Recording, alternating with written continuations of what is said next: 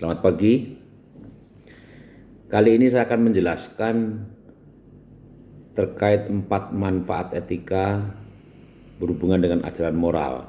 Yang pertama, terkait dengan pluralisme. Kemajemukan itu sebuah realitas yang tidak mungkin kita hindari.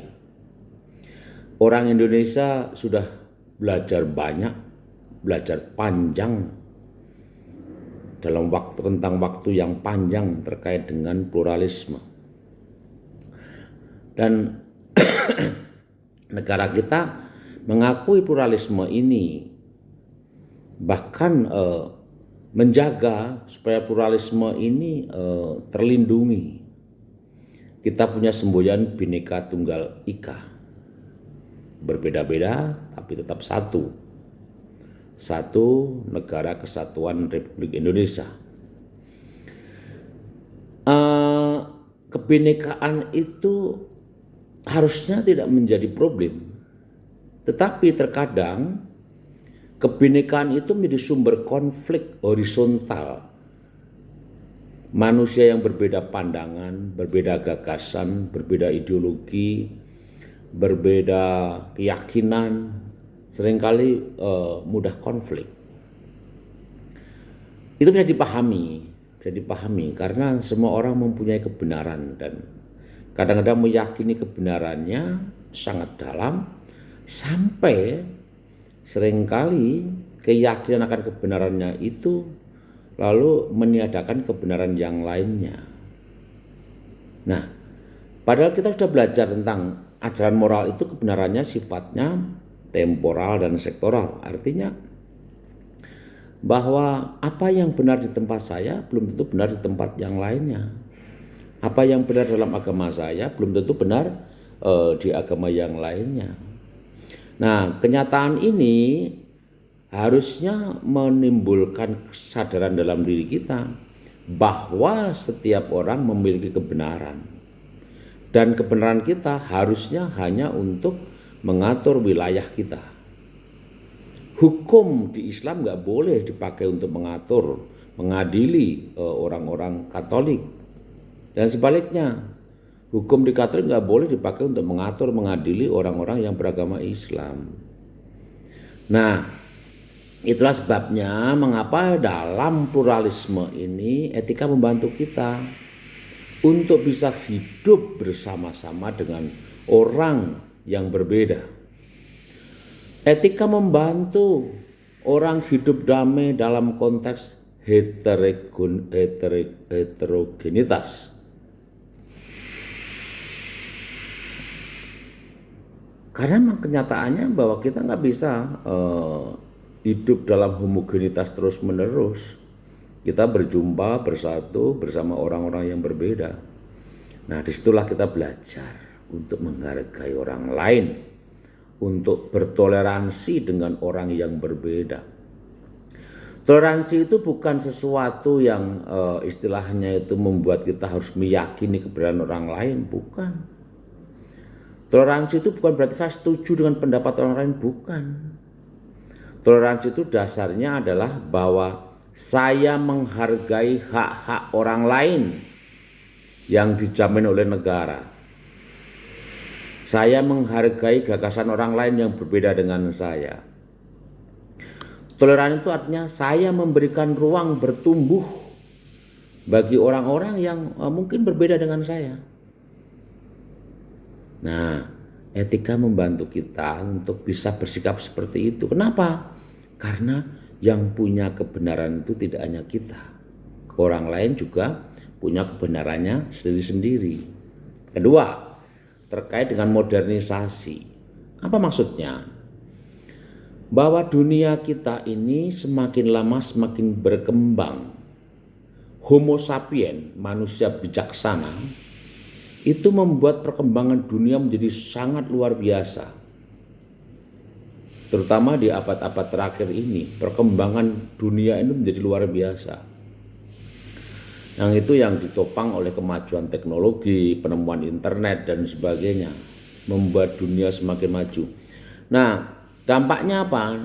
dampaknya kemajuan teknologi ini gitu kan ya, akhirnya juga mengubah perilaku manusia. Contoh dalam berlalu lintas. Dulu orang di jalan raya itu ya paling naik sepeda, andong gitu kan ya, atau motor yang cc-nya rendah. Sekarang jalan raya kita itu jalan raya yang sangat bising, sangat cepat dan sangat crowded gitu ya. Karena apa? Teknologi transportasi yang luar biasa, sangat cepat-cepat, powernya besar. Nah, sangat padat gitu ya. Nah, maka ada perubahan perilaku orang berkendara. Misalnya perempuan yang bonceng, dulu itu bonceng yang sopan itu adalah miring. Kaki kiri, kanan, di kiri semuanya. Kalau sekarang harus megagah. Demi apa? Demi keselamatan. Kalau dulu miring nggak apa-apa, bonceng sepeda, bonceng motor bertenaga rendah itu miring nggak apa-apa, jalannya sepi. Sekarang jalanan rame, teknologinya kuat, mesin-mesinnya kuat, kecepatannya tinggi. Nah, bisa berbahaya kalau orang boncengnya miring. Nah, ajaran moral ini diubah. Demi apa? Demi nilai keselamatan. Nah, sekarang di Arab Saudi juga banyak kali perubahan-perubahan. Misalnya, perempuan boleh mengemudi, boleh menyopir. Ya. Perempuan boleh bepergian tanpa harus diantar oleh suaminya atau oleh muhrimnya. Juga sudah ada gedung-gedung film di sana, ada pantai berbikini. Nah, perubahan dunia ini akhirnya juga membuat perubahan ajaran moral. Yang dulu benar, sekarang mungkin dianggap tidak benar, dan sebaliknya. Yang ketiga, terkait dengan perubahan sosial budaya. Bahwa kemajuan teknologi itu menciptakan situasi baru di mana terjadi perubahan sosial budaya yang sangat cepat. Mengapa?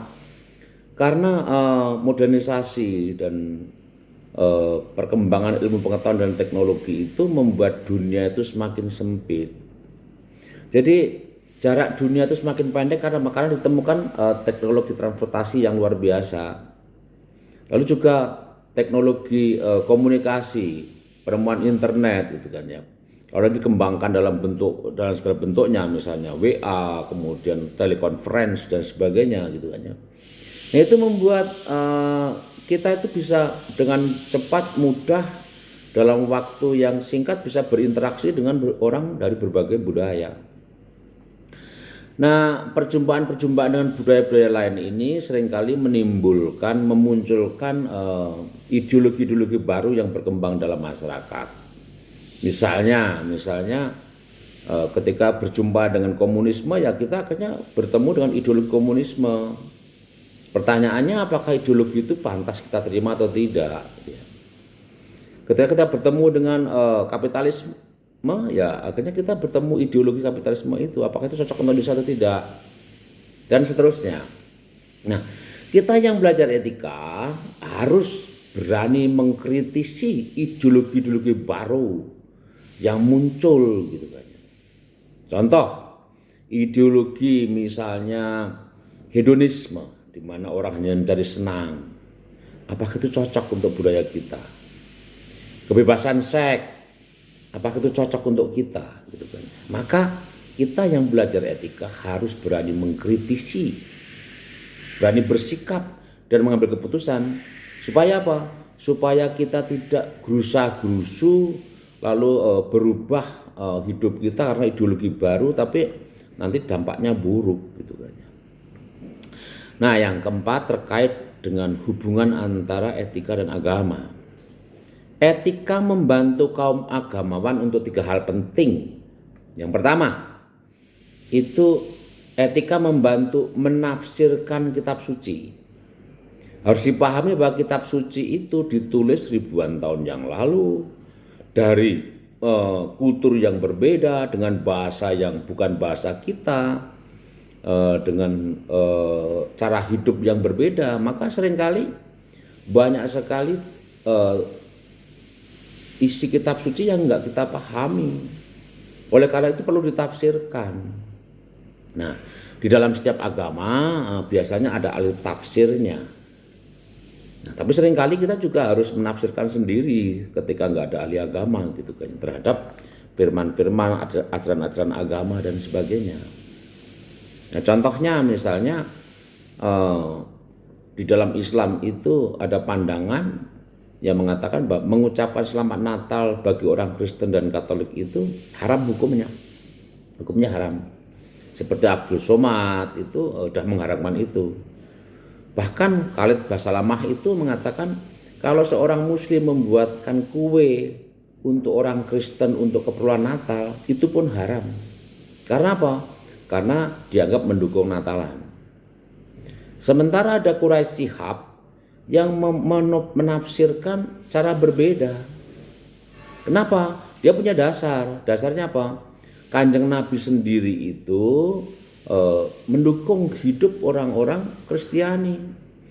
Tidak menganggap kafir orang beragama Kristen. Bahkan Kanjeng Nabi punya perjanjian dengan orang-orang Nasrani. Salah satu isinya adalah ini.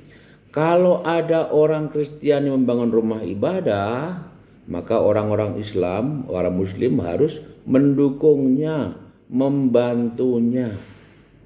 Ini contoh dukungan.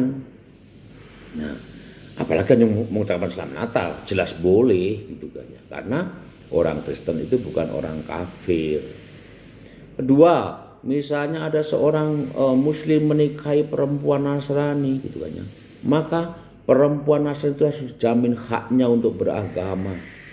Tidak boleh dipaksa untuk berubah menjadi Muslim, nggak boleh. Nah, maka harus dijamin, bahkan didukung dalam doa-doanya dan sebagainya. Nah, itulah pentingnya kita mencari ahli tafsir yang rasional, yang masuk akal. Kedua, terkait dengan ajaran moral atau masalah-masalah moral yang berkembang dalam masyarakat, tetapi tidak ada dasar teoritisnya dalam kitab suci. Misalnya apa? Misalnya cloning, eutanasia, aborsi, rekayasa genetika dan sebagainya. Itu masalah moral yang berkembang saat ini, tetapi di kitab suci nggak ada dasarnya. Pertanyaannya, boleh nggak sih aborsi? Spontan kita menjawab nggak boleh. Kenapa nggak boleh? Ya karena itu pembunuhan. Lalu bagaimana kalau misalnya ada seorang perempuan yang sedang hamil, tiba-tiba di rahimnya itu ada kanker ganas yang berbahaya dan bisa merenggut nyawa seorang ibu itu. Nah, ini kan masalah moral. Maka kaum etikawan terus membantu mencari solusinya. Maka aborsi itu boleh dilakukan. Tapi hanya ada satu alasan aborsi boleh dilakukan, yaitu alasannya medis. Artinya apa? Di dalam rahim seorang ibu yang sedang hamil tadi ada kanker ganas yang bisa membahayakan dan mengancam keselamatan ibu itu. Nah, alasan pertama medis. Yang kedua, caranya indirect. Artinya apa? Tidak langsung. Caranya bagaimana? Ya kita mengangkat rahim ibu yang ada kankernya tadi. Duh, nanti kalau diangkat rahimnya berarti anaknya mati dong. Kalau belum berumur, iya mati. Tetapi perhatikan, mati itu bukan tujuan. Anak mati itu bukan tujuan, itu hanya efek samping. Efek samping dari menyelamatkan nyawa seorang ibu.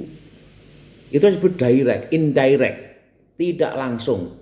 Kalau aborsi dengan menggunting janin, menarik janin, kemudian meremas-remas janin sampai mati gitu kan ya, menyuntik dengan zat asam sampai akhirnya bayinya mati lalu keguguran, itu direct, itu pembunuhan, itu nggak boleh. Tetapi dengan cara mengangkat rahim demi menyelamatkan ibu, itu boleh, karena indirect sifatnya, tidak langsung. Kematian janin hanyalah sebuah efek samping. Maka nggak ada pertanyaan siapa yang dikorbankan, tidak ada. Itu pertanyaan kejam. Yang ada adalah pertanyaan siapa yang diselamatkan. Dalam konteks ini ibu yang diselamatkan. Karena kalau menyelamatkan janin juga kemungkinan ibunya mati dan janinnya mati karena kanker itu gitu kan. Nah, itu penting kita pahami. Lalu ketiga, harus berdasarkan persetujuan ibu yang mengandung. Meskipun keluarga mendukung, tapi kalau ibu yang mengandung tadi nggak setuju, nggak boleh. Kenapa? Karena itu berdampak pada masalah-masalah psikologis, bisa menimbulkan trauma dan sebagainya. Nah, oleh karena itu harus berdasarkan persetujuan dari ibu, dan bila harus aborsi sebaiknya didampingi oleh ahli agama yang bisa menenangkan ibu itu, dan dilakukan oleh ahlinya, oleh dokter, bukan oleh orang dukun bayi dan sebagainya, bukan. Dan itu pasti direct, pasti membunuh gitu kan ya. Lalu yang terakhir terkait dengan dialog agama. Etika membantu kaum agamawan untuk membuat dialog agama. Dialog itu seperti apa? Apakah dialog iman? Apakah dialog akidah? Bukan. Kalau kita berdialog mendialogkan akidah atau dogma pasti berantem. Kenapa? Ya karena orang Katolik misalnya dengan orang Islam itu dogmanya berbeda. Kalau berdialog pasti berantem. Lalu dialog macam apa yang dilakukan? Ada dialog sosial. Misalnya begini, saya punya proyek untuk membantu orang-orang miskin. Nah, orang Muslim juga punya proyek untuk itu, gitu kan. Nah, disinilah kita boleh berdialog, bekerja bersama untuk membantu orang miskin sebagai bagian dari refleksi iman kita. Terima kasih. Selamat pagi, Tuhan memberkati.